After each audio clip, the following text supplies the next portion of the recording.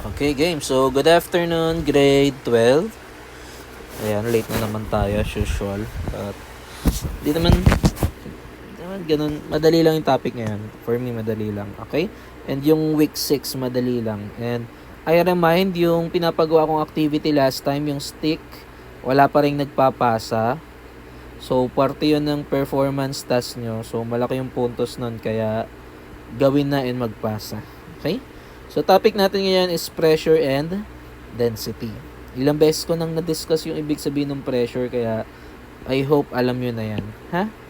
So, sabi dito, ang pressure natin is equals to force over area. So, ano yung kadalasan na unit niya? Newton per meter squared. So, simulan na natin. Sabi dito, a force of 50 Newton is applied on 0.1 meter by 0.2 meter steel sheet. What is the pressure? So, ano raw yung pressure? So, ano ulit? 50 Newtons yung force. And then, area niya is equals to 0.1 times 0.2. Bale, di pa pala nakaredo yung calcu ko.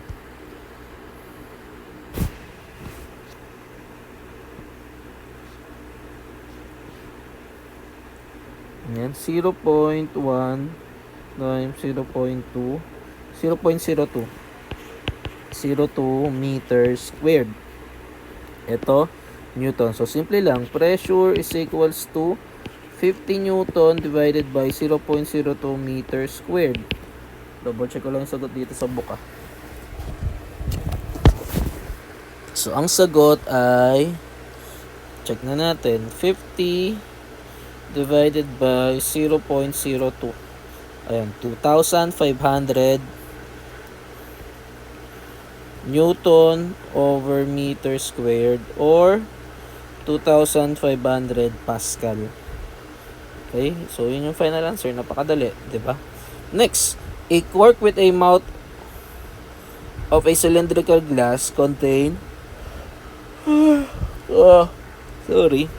glass container with 2 cm diameter produces a pressure of 3.18 times 10 raised to 8 Pascal. Determine the force exerted by the cork. So, ano raw yung pressure? Ano yan? 3.18 times 10 raised to 8 Pascal. And then, ang given mo ay area, which is 2 cm. Okay? So, yung cm, gagawin mong meter. So, divide mo sa 100. So, magiging 0.02 meter. Yun nga lang, pag diameter yung given, ang sa circle, ang area is pi r squared. So, paano may gagawin nyo? Ito, divide mo pa sa 2. So, magiging 0.01 meter. Bali, 0.01 meter squared times 3.14. Bale, 0.01 squared times 3.14. 0.003. 0.000314. Pero okay lang naman to. Bale, ano to, diba? Pressure is equals to force over area. Ang hinahanap natin yung force. So, 3.18 times 10 raised to 8 is equals to force times, all over 0.00314. Isang 0 pa. Yan. Tapos, ano yung gagawin dyan? Multiply both sides. So, may ano nga ito? 0.000314. 0.000314. So, cancel. Force is equals to, ano muna tayo? 3.18 times 10 raised to, ilan yan? 8 times, ano yan? 0.000314. Sagot ay, ayun, tama ako. Tama yung nasa book. Tama nga ba? Iniba naman tong nasa book.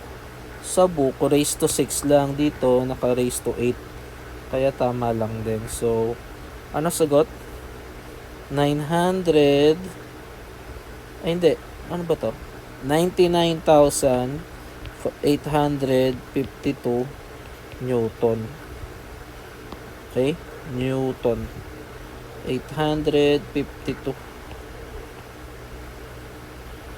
Okay, Newton. So, ano ibig sabihin nun? Yung cork, yung takip ng mismong container, which is 2 cm lang yung diameter niya, parang 2 cm is 1 inch lang yung diameter. Ano yung force na ina-exert nun? 99,852 Newton. Ganong kalakas. Diba? So, ewan natin kung totoo yun in real life. Siguro, ano yun? Pero glass lang to. Tibay naman ng glass na yun. Diba? So, maybe true. Pero ganun yun. Kaya dapat yung mga takip nung ganun, matitibay din. Kasi sila yung nag-hold nung pressure eh. Diba? Next. A 1,000 Pascal pressure is due to 1,000 Newton perpendicular force on acting on a surface. Determine the surface on which the force is acting. So, area yung hinahanap. So, 1,000 yung pressure, 1,000 yung Newton, area yung hinahanap. So, ano yung gagawin? Cross multiply. So, area times 1,000 Pascal is equals to 1,000 Newton. Then, divide both sides by 1,000. 1,000. So, pakadali naman ito. Area is equals to 1 meter squared. Basic naman kahit walang calcu. Next. Anne weighs 550 Newton. Ito, makaka-relate tayo dito. 550 Newton, maybe nasa siya, around 50 kilos or 55 kilos. If her feet covered an area of 325 cm squared, what is the average pressure she exerts on the ground? Buklatin ko lang yung book. So, ayan. So, yung 325 cm squared, ko-convert natin sa meter. Tama? 1 meter is equals to ilang cm? 100 cm. Tama? Kaso nga lang, squared yan. Lalagyan mo to ng squared. And then yung squared, madidistribute, mapupunta dito. Eto, may squared din yung 100. 100 times 100, magiging, na siya? Dodoblehin mo lang yung 0. 1, 2, 3, 4. Magiging ganyan na siya. cm squared. So, cancel yung cm squared. Matitira meter squared. So, ano na siya? Compute natin. So, 328 divided by yung 0, 1, 2, 3, 4. 0.0328. 0.0328. Ito yung area mo. Next is force. Ano yung force mo? 550 Newton. So, pwede na natin computein. Pressure is equals to 550 Newton divided by 0.0328. So, 550 divided by answer. So, ano yan? 16,768 768.29. Ano unit na ito? 768.29. Ano unit na ito? What is the average pressure? Pascal. So, yung kadalasan, typically, nangyayari talaga to. So, yung area, yung pressure na kino-cover nung feet mo, ganyan talaga. Okay? Ganyan talaga. Kaya, pag matagal ka nakatayo, masakit sa paa. Yung pressure nasa paa mo eh. Tsaka, applicable to yung mga nirarayuma. Diba? Yung nirarayuma, kadalasan, overweight sila. Okay? Bakit ganun, sir? Nirarayuma sila tapos overweight. Kasi nga, pag overweight ka, ang tendency, yung mga kasukasuhan mo, yung mga joints mo, mas na overwork kasi mas mataas yung force, yung pressure na ina-exert nila para masuportahan yung body mo. Kaya kadalasan sila yung nirarayuma. Okay? Pero iba-iba naman yung klase ng rayuma. Pero may ganun talagang klaseng rayuma. Okay? Wear and tear. Masyadong nagagamit yung mo. Masyadong nape-pressure, na-overwork yung joints mo dahil nga overweight tayo. Bako rin naman overweight. Don't worry. So, density is equals to mass over volume. Mass. So, kadalasan gamit na formula is ayan. I'm unit pala. Okay?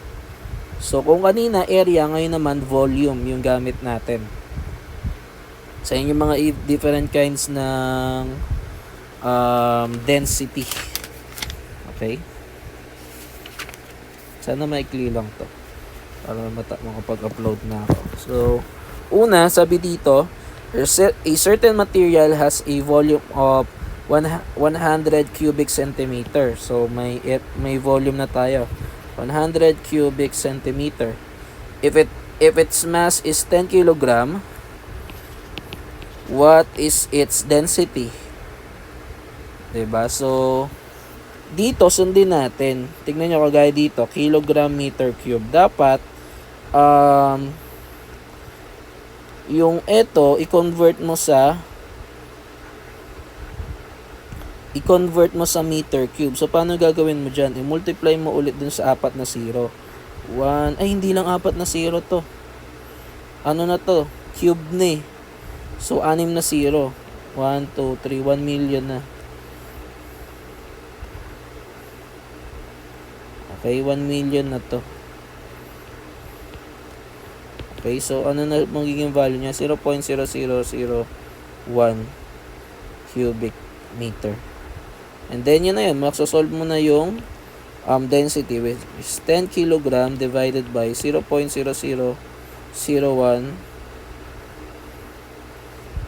cubic meter.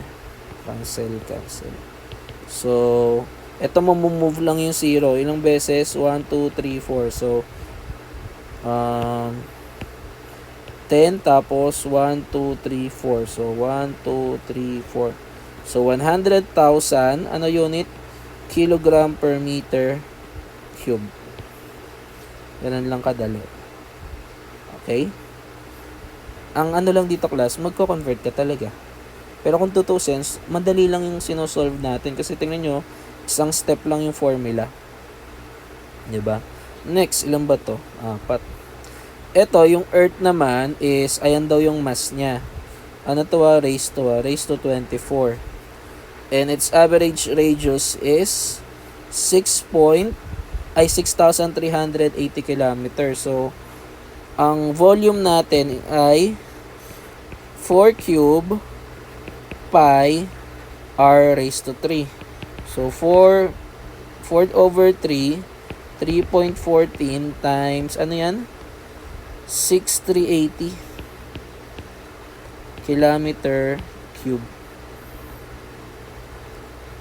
So, yan yung volume natin. And then, eto naman yung sa Earth. So, pwede na natin isolve to kung tutusin. So, 5.98 times 10 raised to 24. Ayan siya. Ganyan ka bigat yung Earth natin. Okay? Divided by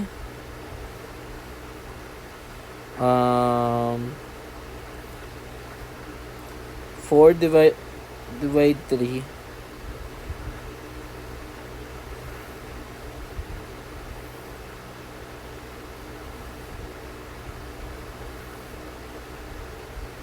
Divided by 3 times 3.14 times 6,380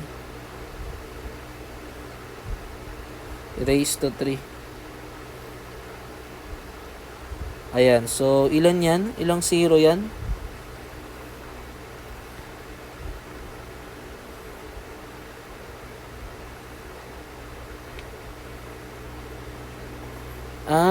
Ano na pa. Ginawa pa pala tong yung 6380 kilometer, ginawa pang meter. So, naging 638,000 meter. So, dagdagan lang natin. 1, 2, 3. Kaya lumiit siya. Okay? So, pag sinolve mo siya, ayan, dinirekta na lang natin sa calcu. So, 5.98 times 10 raised to 24 divided by 4 cube, 4 divided by 3, 3.14, and 6,380, 1, 2, 3, cube. Ang lalabas, ayan, 5,500.1. Ano unit nito? Kilogram per meter cube. Okay, so medyo solid. Hindi, may mas mga solid. Tingnan nyo yung nasa taas. Grabe yung density. Pero yung earth naman natin kasi hindi siya purely metal. Yung mga metal kasi matataas yung density, di ba? Ito naman, o-convert na naman. So, ito, convert nyo na kagad sa cm. Gram pala to. Ay, hindi, kilogram din kailangan natin gamitin. Kilogram, So, ito, convert mo na. So, 2.54 cm. Ito ay 2 times 2.54, 5.08. Isa naman, 5 times 2.54, 12.7. Okay?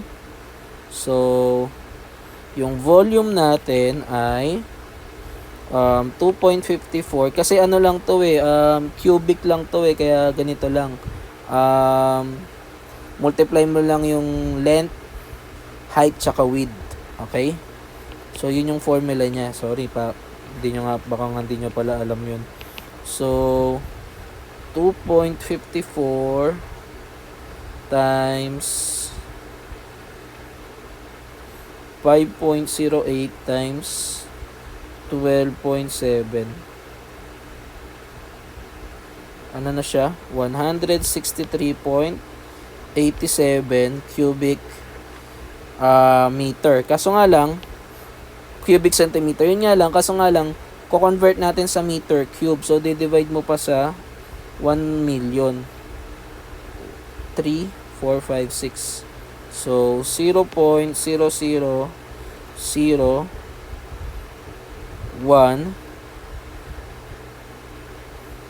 6387064. Kinumpute ko lahat. Okay? So, solve na natin. So, sabi dito, yung isang tao daw, meron siyang ganyang kalaking bar ng ginto. So, 1 inch by 2 inch by 5 inch. 1, 2, 3, 4, 5. Ganyan lang kalaki yung bar ng ginto niya. Okay? And then, balak niya yung ibenta ng 1,600 per gram. So, una, kailangan nating malaman yung mass niya. Okay? Kasi, yung mass niya, kasi given na naman yung volume natin, di ba? And then, yung density ng gold nandito. 19,300. So, yung density, 19,300 kilogram per meter cube is equals to mass over volume. So, yung volume natin, na-solve na natin kanina, di ba? Ito siya. So, i-multiply mo na lang siya sa, ito siya, i-multiply mo na lang siya sa 19,300. So, ilan siya? 3.16 kilogram. So, yung mass mo ay 3.16 kilogram. Yun nga lang, binebenta mo siya per gram. So, magiging 3,000. Yan na yan. Nabobo naman ako bigla. 3.16 times 1,000. 316 gram. Okay? Ganun kabigat yung gold. I-multiply mo pa sa 1,600 pesos. Multiply mo pa sa 1,600 pesos. Ilan yan? 5,056,000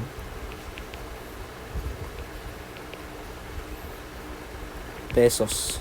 Ano ibig sabihin yan, sir? Kung may ganyang kakalaking gold, 5 milyon yung halaga nun. Okay?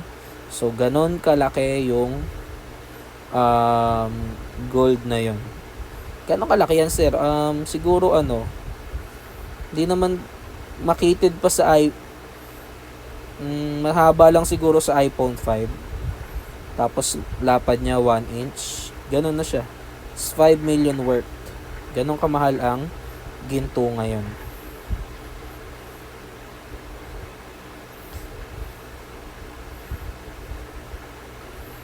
So, eto, a copper cube is 2 cm on each side. So, yung copper natin, so 2 cm, multiply mo lang yan sa sarili. So, 2 times 2 times 2, 8 cubic centimeter. What is the mass of copper cube? So, ng density ng copper ay copper A290 kilogram per meter cube. Yun nga lang, may mass tayo, diba? Mass yung hinahanap sa volume. Yun nga lang, ito, divide pa natin sa 1 million. Diba? So, 0.12345. Ayan. Kung ayaw nyo maniwala, gawin natin dito. 8 divided by 1, 2, 3, 4, 5, 6. Ayan, 5 0. Equal sign. And then, multiply mo ulit yan. Dito, tama? So, multiplied by 8290. 0.06632. 0.06632. Ano to? Kilogram. So, ganyan lang siya kabigat. Sabi dito, kung ganyan siya kabigat, how large is an ice cube which has the same mass as the copper cube? Ano naman hinahanap? So, gaano raw kalaki yung diferensya ng size nila? Okay, na kasing bigat nung copper. So, try natin ha. So, yung mass na gagamitin natin ay 0.06632. And then, ice tayo. 917. Yung density. Ayan. So, ito yung volume, diba?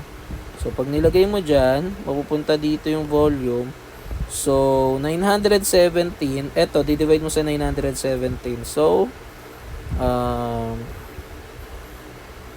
volume is equals to 0.06632 divided by 917. So, 0.06632 divided by 917. So, ilang zero yan? 1, 2, 3, 4. 23. 1, 2, 3, 4, 7, 23. So, ito yung meter cube. So, yun yung pinagkaiba nila. Ito, 8 cubic centimeter. Ito, ano lang siya? 1, 2, 3, 4, 5, 6. Ito, ilan? 72. Kinonvert ko na ng mabilisan na cubic centimeter.